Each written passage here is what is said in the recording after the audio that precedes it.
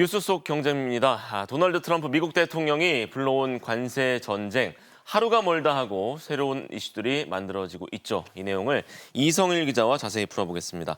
이 기자, 네. 먼저 중국이 미국을 상대로 보복 관세를 부과하겠다. 이게 오늘이죠? 그렇습니다. 자, 미국과 중국이 그동안 다양한 경로로 협상을 했지만 결국 결과가 기대에 미치지 못한 것 같고요. 예. 관세 부과 이제 시작이 됐습니다. 네. 중국이 보복 관세를 발표를 하면서 이제 수위 조절을 좀 했었고요.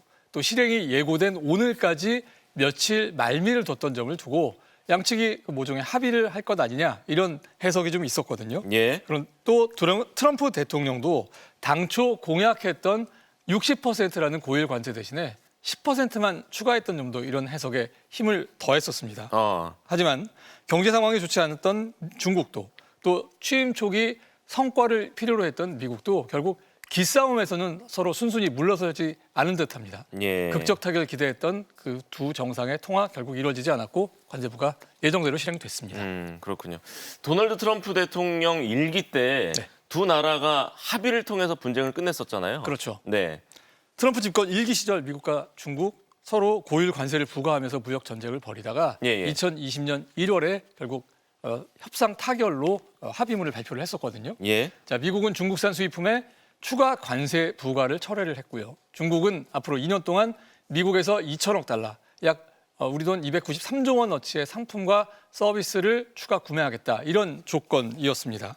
자, 이 합의는 직후에 코로나19가 대유행하면서 유야무야 결국 실현되지는 않았지만 트럼프 대통령 2기를 맞아서 새롭게 열린 지금 협상에서도 어떤 유용한 지침이 될 것으로 기대가 되고 있습니다. 예. 하지만 전과 달라진 협상 지형도 좀 있거든요.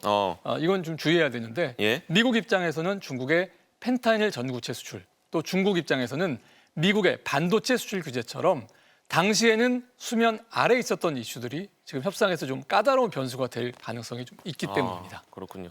긴장감이 팽팽했던 그때 일기 무역 전쟁. 그때와는 좀 다르게 중국의 분위기가 바뀌었어요. 네. 그 당시처럼 이렇게 노골적인 전의, 적의 이런 걸 드러내고 있지는 않습니다. 예. 일단 중국의 첫 대응부터요. 석탄, 석유 같은 미국산 수입품에 10에서 15% 관세를 추가하고 구글에 대해서 반독점 조사한다는 결정 이거였는데 이게 사실 미국에 큰 타격이 없는 다소 상징적인 조치였거든요. 자, 그렇다고 해서 꼭 중국이 고분고분한 그런 상황은 또 아닙니다. 텅스텐 같은 원료 물질 수출 규제는 수출 규제를 강화하거나 또 대상을 확대하면 앞으로 파장이 커질 잠재력이 있는 그런 이슈고요.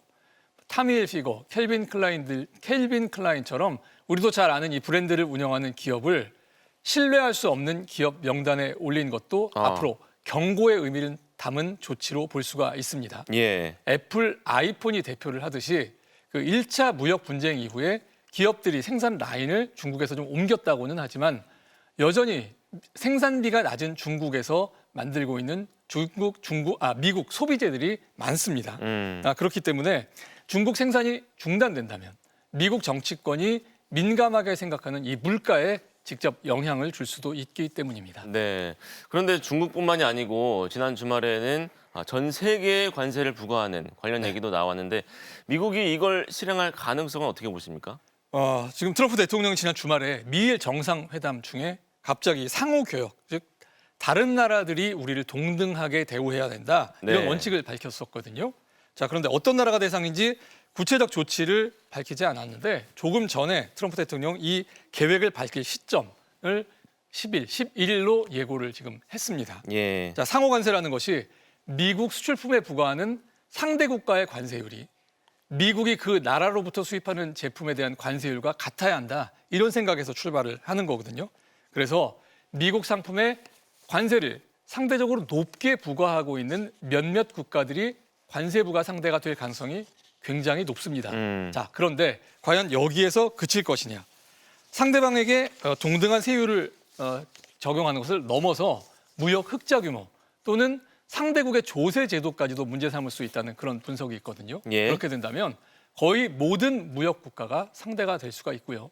블룸버그 통신이 그래서 무역 전쟁에서 중대한 확전 조치가 될 수 있다. 이렇게 평가한 이유가 있습니다. 네. 트럼프가 11일, 12일에 하겠다. 예, 그렇습니다. 예, 11일, 이렇게 12일 맞습니다. 발표를 네. 했죠. 이렇게 넓게 개념을 확장하면 우리나라는 어떻게 되는 건가요? 자, 한미 두 나라는 FTA를 맺어서요. 관세가 거의 없는 상태죠. 그래서 관세율로만 따지면 사실 영향을 받을 이유가 없습니다. 예. 하지만 앞서 얘기했듯이 동등한 관세를 넘어선 요구를 한다면, 그래서 대미 무역 흑자를 보는 주요 국가 중에 하나인 우리도 사정권에서 벗어나기 힘들다는 그런 분석이 있습니다. 예. 작년 한국의 대미 무역 흑자액은 중국, 멕시코, 베트남 등에 이어서 8번째로 지금 많았거든요. 자, 그런데 미국을 상대로 무역 흑자가 크게 늘어난 데에는 대중 무역 규제, 또 우리 기업들에 대한 현지 공장 건설 같은 미국이 원인을 제공한 부분도 상당히 있습니다. 자, 이런 점들로 앞으로 우리가 미국 정부를 좀 설득해 나갈 필요가 있어 보입니다. 네, 트럼프 대통령발 관세 정쟁과 관련된 이야기 이성일 기자와 짚어봤습니다. 고맙습니다.